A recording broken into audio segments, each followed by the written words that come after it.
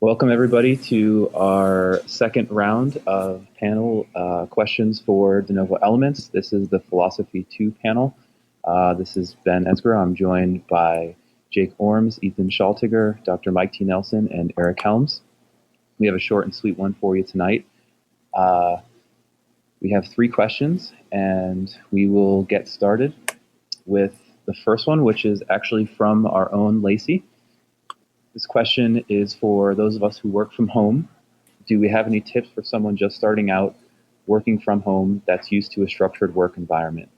Any words of wisdom there? So, Jake, I'd like you to start there because I know you're really good with structure. I'm probably the worst person to ask this question to. That's why I'm only going to add any icing if necessary. But Jake, will you start us off there? Well, I think you kind of really just mentioned it. It's.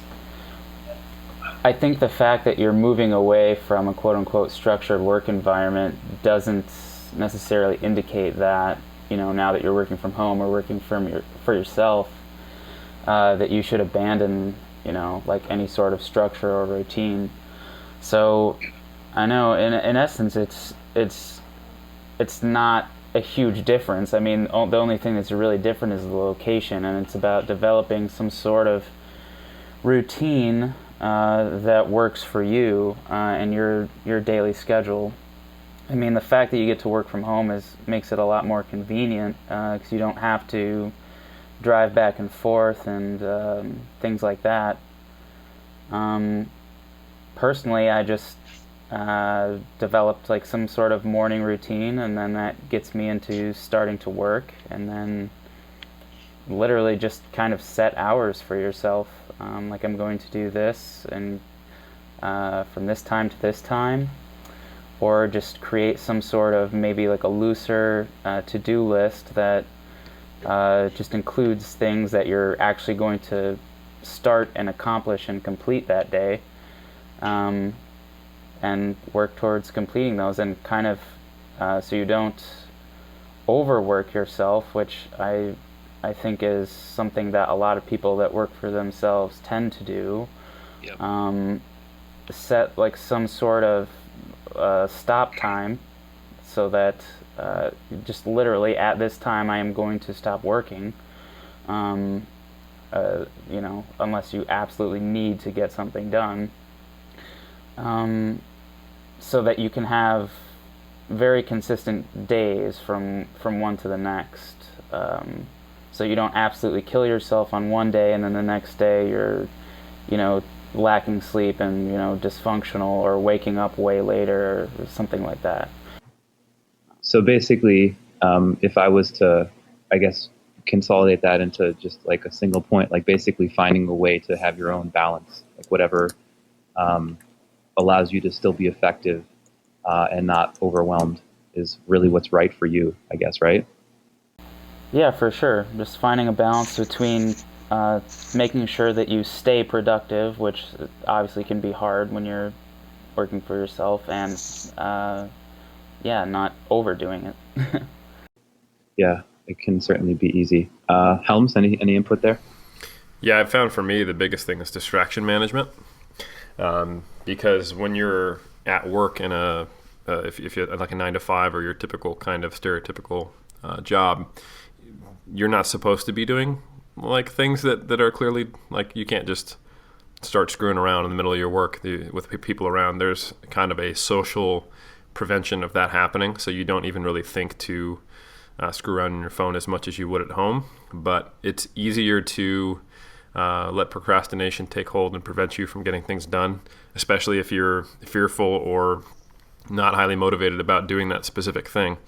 The home environment, while it does allow you to not have to travel, be more efficient if you engage yourself, it has a lot of advantages. But the one disadvantage is that distraction is unchecked, and it's very easy to just screw around on your computer as a procrastination tool. So I find setting up some of the things that exist in a traditional work environment at home can be very useful. That can be having a quote-unquote office, or having specific work hours, but creating some type of structure, I think, is key. or you'll find yourself not maximizing your efficiency, which is the whole reason you want to work from home, is to not have to have pressure and not have to travel and be able to dive into it, not worry about how you're dressed, etc. Not have to leave to get lunch. All those things that can be helpful if you want to get things done quickly, can quickly get subsumed in your Facebook time or whatever. So I think setting up some structure and rules, and even reward periods. Like, for example, if I have some recreating that I want to do on the computer, I'll set myself a task to complete before I then do that, instead of just using it as a procrastination tool. So little tools like that whatever works for your brain to minimize the distractions, is, I think, pretty key. Yeah, I think in listening, I mean, it's funny how much those are all actually, I think, to be honest, regardless of personality type, I think those would be universally effective for people. But I certainly don't follow all of those myself. And I think in a way, while realizing that they are definitely effective, to some degree, actually having this planned out day makes me feel too rigid, where it almost gives me stress to see all that stuff on a list rather than kind of going chaotically through it, which gives you stress in another way too. But I find it ironic, and I think it's definitely more effective to take their advice, not mine. I think you have to find the right level of structure. Like, you might have a to-do list that is really, really long, but you don't need to actually put anything on the list for the day. Like, for me, I just think of what hour from what hour I'm going to work. And then if I find myself procrastinating, then I step in and I go, all right, you can watch that video, but let's get one thing done first. And I go, okay. So I kind of, it's not, don't create it as structured as you need to prevent, distractions from completely derailing your work. I guess that's probably the way I'd put it, so that it could be applied across a spectrum of people. Well, I think a big thing, and Jake, this is something that I remember you talking about, is basically creating momentum with little wins. Do you want to elaborate on that quick? Yeah, for sure. I mean, you'd say it's like the same as setting up for a squat or something. You just do consecutively one small thing correctly after another. Not to...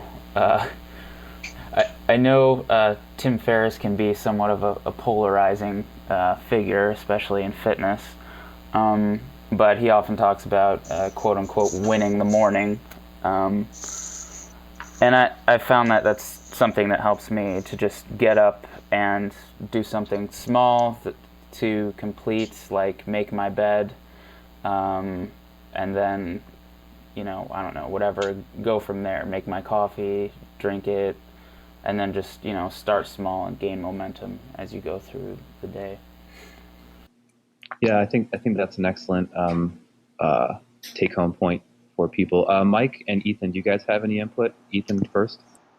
Yeah, kind of. I think you guys highlighted the main points, but it did kind of remind me. I was listening to a podcast today, actually. It was a new one by Sam Harris, and it was sort of discussing like social media. So to sort of go back to the point of like keeping our phones away, I think it's just sort of important to remember that most of what not everything that we do on our phones, but a lot of us will use our phones as a means to access like social media. And I feel like a lot of us feel like we do have a level of autonomy over like our social media usage, but that perhaps it's not quite as autonomous as we'd like to believe. Like, a lot of these platforms have a lot of people working to maximize our attention, and not necessarily in like a malicious way, but in a lot of regards, like social media usage, like the way that social medias compete amongst themselves is not necessarily through like monetary resources, but it's through our attention. So whoever can maximize our attention the most effectively is going to be the ones. It's going to be the platform that wins. And so, yeah, I guess I just want to reiterate that point that when you're trying to be productive with work, like I found that I have to put my phone away completely. Like, it's just very easy to get like down rabbit holes, and then you're like, oh shit, 20 minutes later, I need to put it up. Yeah, well, I think that's a really relevant point. I'm happy you brought it up. Is that their business model is to get your attention Yeah, away exactly. from other things. I mean, I find it ironic, like the new trend, and I'm maybe hypocritical in bringing it up because my brother actually got one of them. But those fidget toys, Yeah. it's ironic how they've become kind of viral, and I think in a way it's a product of living a social media life where you're constantly distracted. Like, if most people, I feel like if you get bored, they just log into social media and scroll through.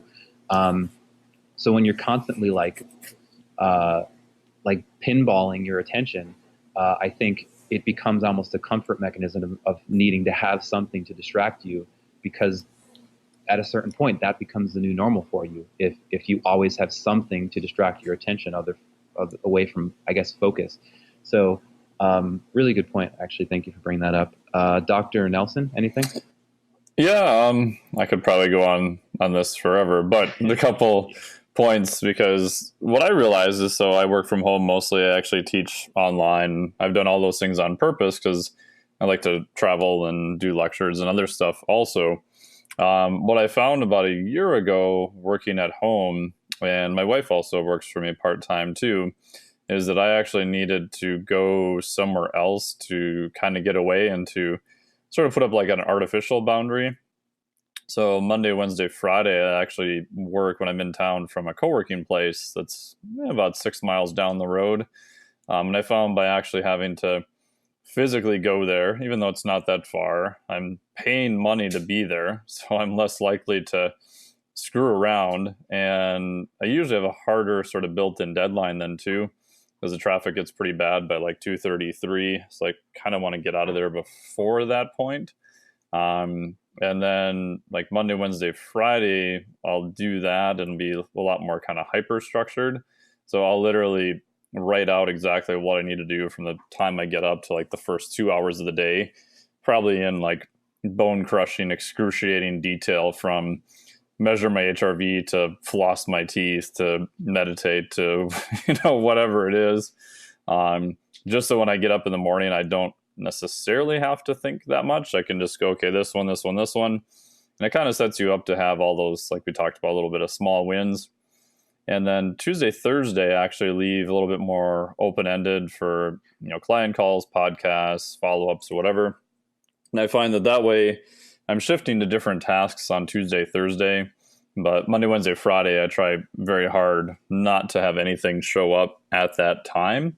Because for me, I found that the cost of switching tasks was just too great.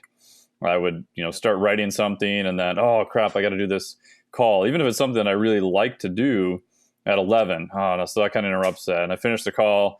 Okay, now I got another 2 hours to get back into it. Where was I? What was I doing? Because I find the interruption is just too much. And then the last 2 points on that. So Monday, Wednesday, Friday, I have to basically create some type of content or something that's going to move everything forward. And that actually is not client emails. It's not any follow-ups. It's not calling anyone. I actually have to physically, because it's a certification or a paper I'm working on or whatever. So I try really hard to not go into my email until noon or 1, try to stay offline and basically run away and hide from everybody. Because I find otherwise it's just, and, this doesn't always happen, but I find when I'm tired, it's easier to get distracted. And then once you're distracted, it's kind of easier to stay distracted. So those are just some of the things I've done that I found that it's been super useful. And then one last sneaky one, which I probably shouldn't tell everyone. But anyway, if I have clients that email me a bunch of times in a row, especially if they're new, I'll put them all in one email and get back to them probably the next day sometimes. Yeah. Because I find I could literally, and I'm sure everyone else is the same way, probably spend 90% of my day just doing email.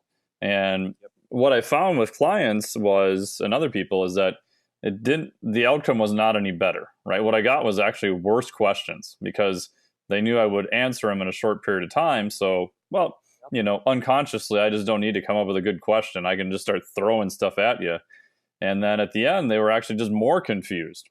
So I find by putting everything together, sometimes I'll even make them wait till the next day. It's still within 24 hours, that type of thing. No one's going to die. That it allows them to think about the question that they want to ask, and then they take action on it, and they actually do better. So I'm kind of training them not to be sort of haphazard and kind of unfocused. Well, almost not to be dependent, but to be independent, right? Correct. Yeah, and this is even more cruel. But if people will email me who are not clients, and I sometimes will see it, and I'm in the process of doing email, I have a little thing that will send the message back to them at a later time. Because what I also found too is that I want to answer everyone's question. I want to be as helpful as possible. But if I answer all the free questions, I usually just get more questions. And then when I follow up to say, hey, how did XYZ go? They're like, I never got around to it, because there's not a ton of value associated with free advice, even though people say there is. So I'll actually push those emails out farther and farther, because otherwise, I'm sure everyone here is the same way. I could literally just answer free emails all day. And it's not that I don't want to help people. It's, do I want to make my ego feel better, or do I want to actually make a change overall? So, and that's it's always kind of a hard toss up. Man, we could do a whole podcast on just how to. I have so many strategies that I use for not getting drowned by the influx of free questions, and what questions I will or won't answer, how to set boundaries, and how to interact with clients so that they get better versus worse from that thing. So I relate to that a lot. Yeah. I think it's just like everything has an upside and a downside, and I think the downside of being seen as an authoritative figure is that once people feel you can answer a couple questions confidently, then they feel like you can answer almost everything. Yeah. It's like Bruce Almighty when he starts answering emails, and then it just keeps going off. But anyway, I agree. We will save that for next round if people have questions about that. But for this one, we'll move on to the next question, which is, I'm very much still a beginner coach, but this question has been ping-ponging in their head for a while, especially recently with the green checks and red X's. How do we balance the oversimplification of fitness concepts and explanations being so scientifically detailed that people are turned away by it? I understand that your audience comes more into play here, but is it misleading or irresponsible to make these blanket yes or no statements? Mike, we'll just kind of transition from the last ending point back into this one, if you don't mind. Yeah, this is actually something I spend a lot of time thinking about, and actually probably still struggle with. And I think it's a fine line between you. So we could all sit here and go, well, 17 studies done in 1945, starting through 1975 showed, and if they're not all in a consensus, then you could argue this, you could argue that. And at the end of the day, I think the bigger question is, what is the goal of it? So for me personally, my goal is to transition someone into actually taking action. And as much as this may piss people off, even if that's not the perfect thing to do, if it's better than where they were before, I'm okay with maybe bending stuff a little bit, as long as it's not just flat out wrong. And the example he gives is, comparing 2 meals to 6 meals a day in terms of, muscle protein synthetic response. Yeah, if you get 3, that's probably better. But if you're, eating orange juice and a bagel for breakfast, then maybe 2 protein meals a day is pretty damn good. Because 0 to 1 is going to be by far the most massive change. 1 to 2, and then you're getting into kind of diminishing returns. Again, if the question is, I'm a bodybuilder and this is my life's goal and what I want to do, yeah, those little, percentages for more elite athletes are going to matter, right? And hopefully you would know that ahead of time. So I think if you know the person asking it and the context, you can customize the answer a little bit better. Where I sometimes struggle is if I'm writing an article or I'm doing a video, who is the audience that I'm trying to target? And am I okay with stuff that may not be as uber precise if I know it'll move them to a better action? For me personally, I'll probably be okay with that. And then sometimes you'll even say, well, we can hypothesize that, this or that, may be better, right? So you're not saying we have data on it. You're saying, well, if XYZ is true, then, we theorize that this may be okay. But I think it's a hard answer because then you get all sorts of screwy emails about, oh, but this one study and this and that. And then, stuff gets taken out of context. And, like the stuff I get about fasted cardio is kind of crazy. I'm not, saying that it's the superior for fat loss, but I think it does have some other benefits. And even just that alone will send bodybuilders like crazy now. Yeah. I think the challenge comes in where you need to meet somebody where they are. And basically like the point you were making, Mike, originally. And before we came on air, we were talking about marketing a little bit. And I think that's a big part of the challenge of everything is just by default of the bell curve, the average person in the population is going to understand. Well, a better way to put it, I think, is lowest common denominator understanding, which is the average person in fitness doesn't have like a highly specialized degree or anything. So why these things become viral and blow up is because they meet that largest part of the bell curve market, which is something that's universally understandable and oversimplified. So if you look at anything, and this, I'm not going to go too deep into this, but if you look at books like Propaganda by Edward Bernays or The Crowd by Gustav Le Bon and Jake, we've discussed this one before too, you actually find that in marketing or in even like mostly for political getting momentum, you have to dilute the message in order to reach and acquire the largest audience. So is there a downside to that? Yeah, there's an absolutely enormous downside to that. If what you're looking for is the best answer and the most potent truth.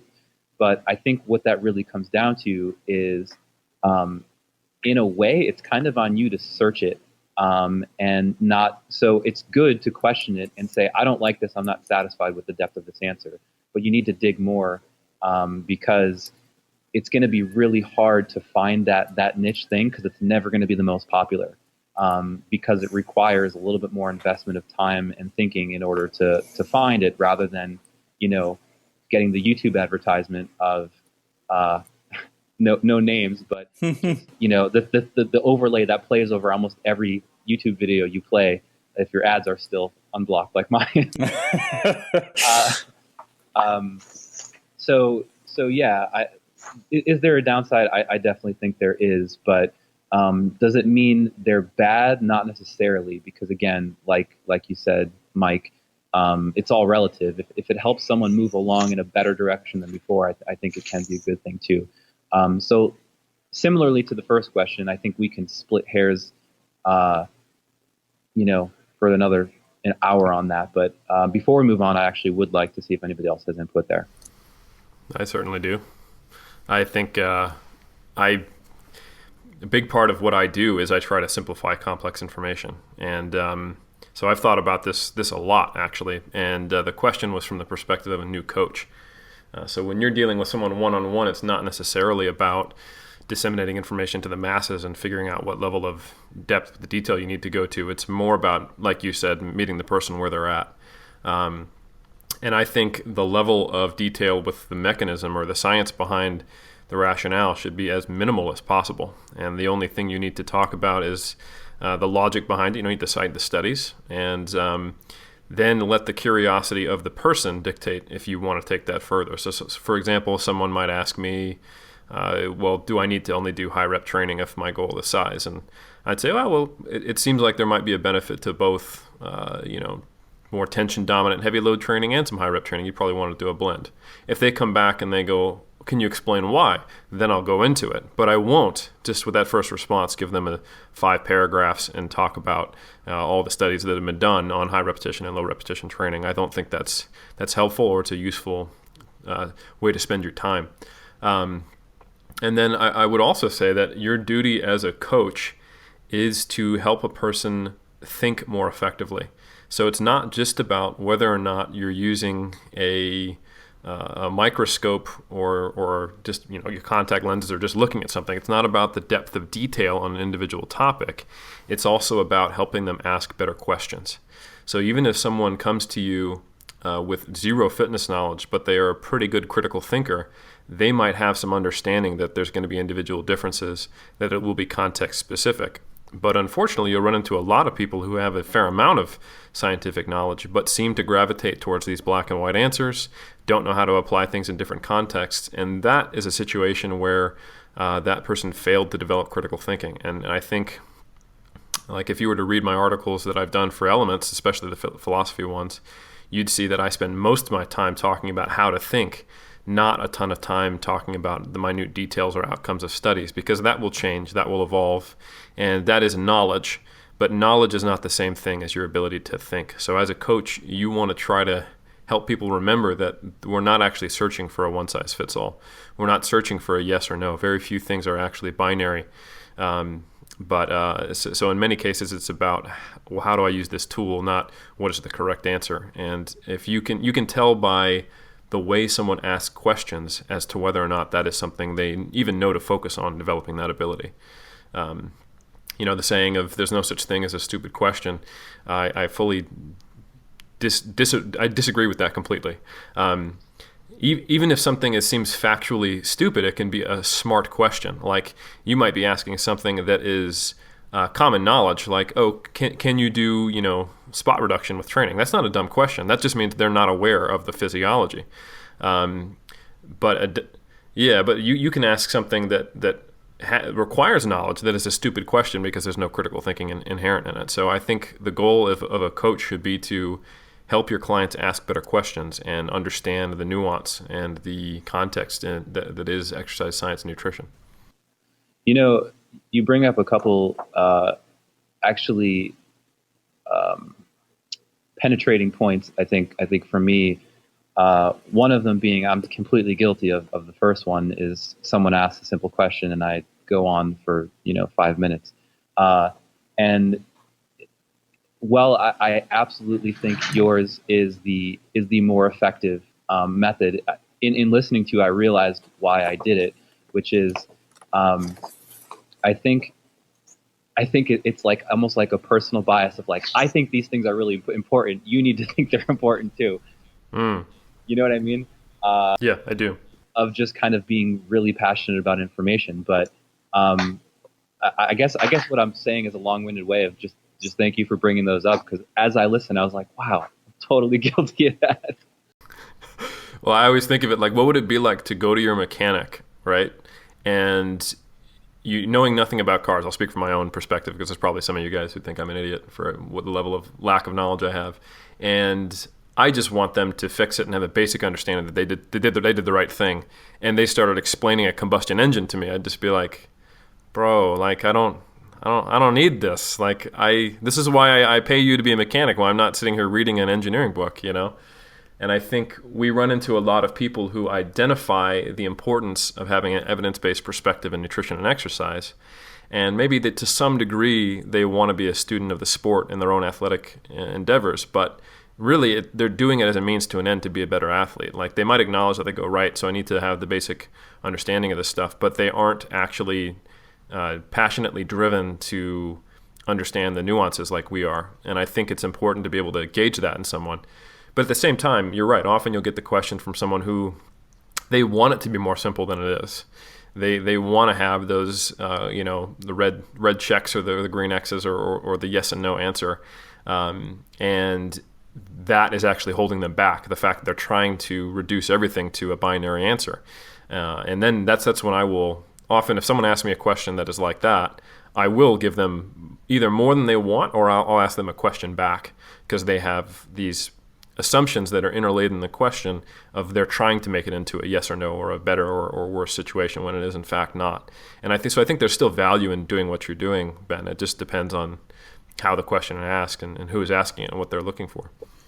Yeah, no, it's totally true. It was just kind of an aha moment as I was listening, but I always think about, and I bring this up in conversation constantly, is I always think about the interstellar robot TARS and how basically Matthew McConaughey asks him questions, and then basically like TARS has a truth setting.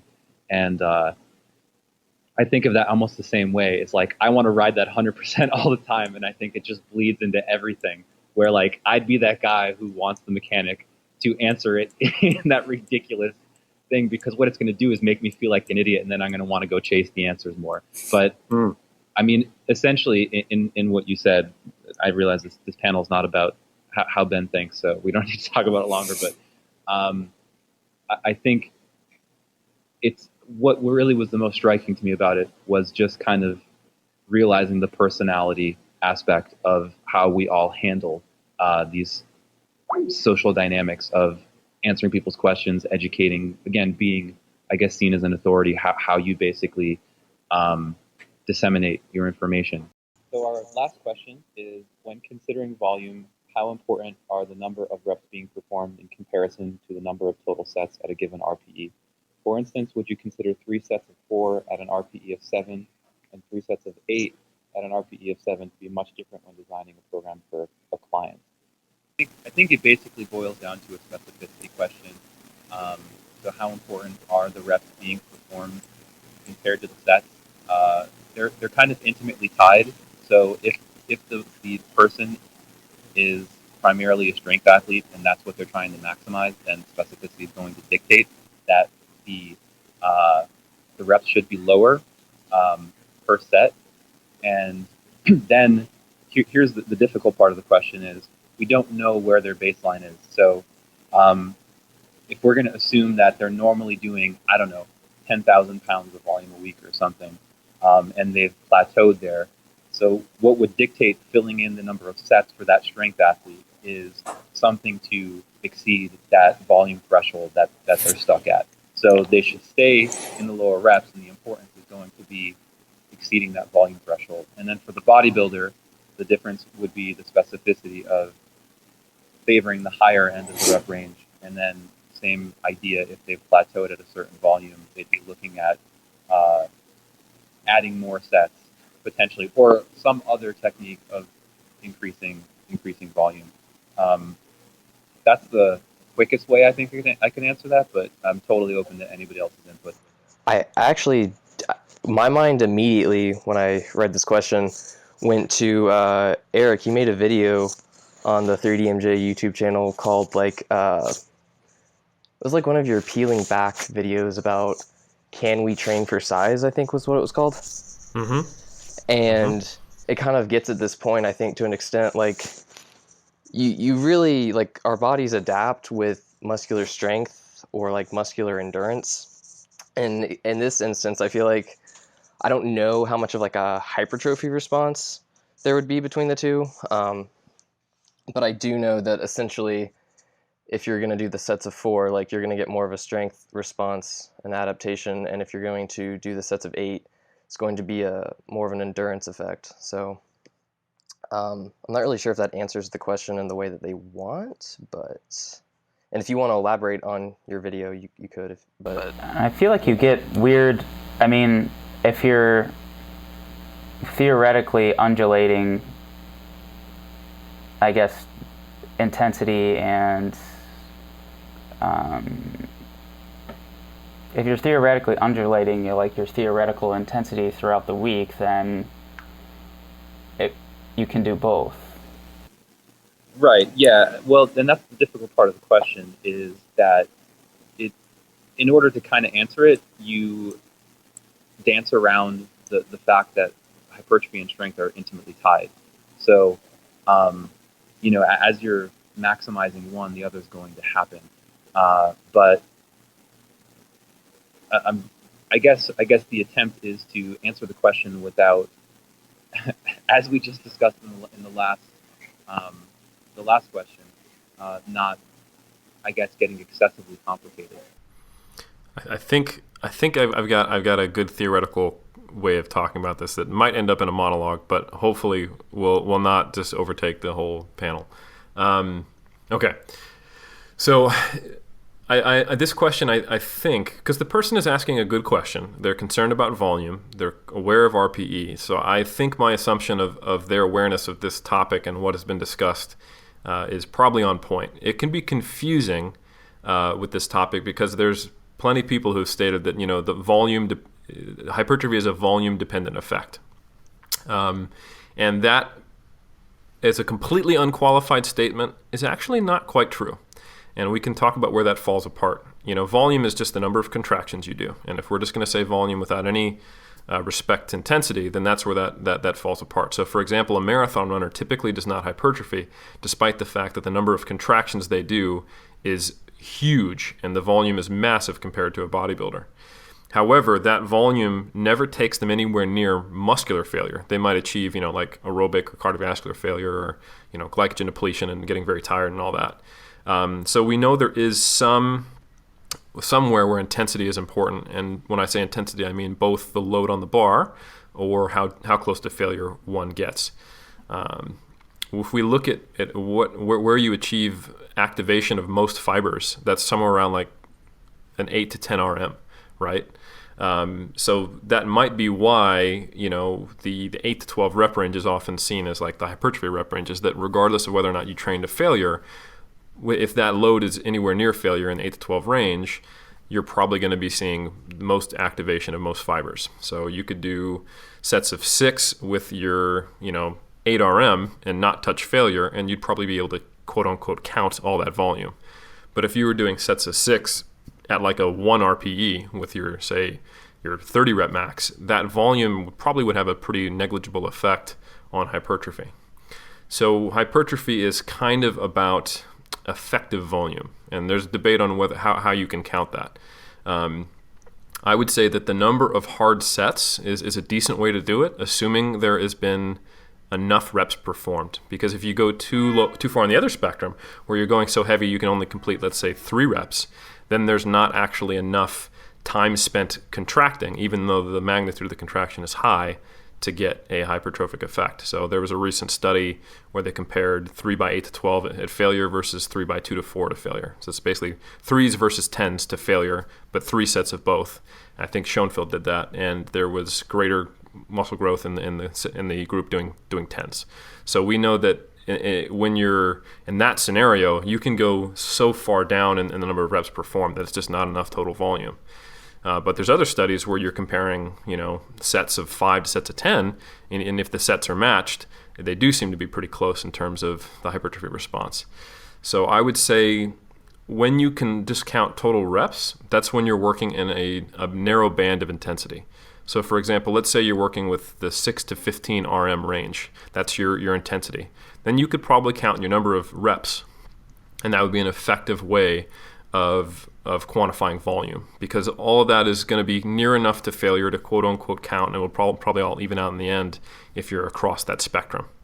And that's kind of the hypertrophy perspective. If you start going too high rep, you actually have to go to failure, and if you start going really low rep, then the number of sets can't predict it because the amount of time spent contracting is so low. So that's kind of where that sweet spot for hypertrophy is, that theoretical moderately heavy rep range. On the strength side of it, it really is just specificity. If you want to get good at lifting heavy, you have to do some heavy work. And that can be a single at 80% of 1 RM, even though that might be like 7 reps in reserve. That's still going to get you good at lifting relatively heavy. A bunch of singles at 80% would probably be more effective than even a couple sets of 10 at, say, 60%, even though the volume is much more skewed in the latter example. So strength, while influenced by size, like Ben said, is also heavily determined by specificity, which is, you can more or less say, neurological adaptation and motor skill development. So if strength is specific and hypertrophy is kind of building the size of that engine, they are intimately intertwined. But hypertrophy is about effective volume, while strength is about the volume of specific loading, if that makes sense. Yeah, I don't know. Anybody else is welcome to try to make more sense, but I think that was very well put. Anybody else have any input there? Well said. Yeah, that was good. Thanks, Mike. I think we're unanimously going to be in agreement that, there's just nothing to add to that. That was excellent.